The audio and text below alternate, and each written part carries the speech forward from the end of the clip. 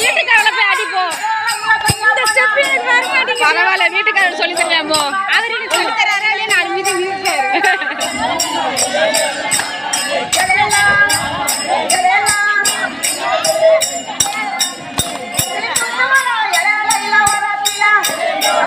இது மட்டும் எனக்கு வர மாட்டேங்குது.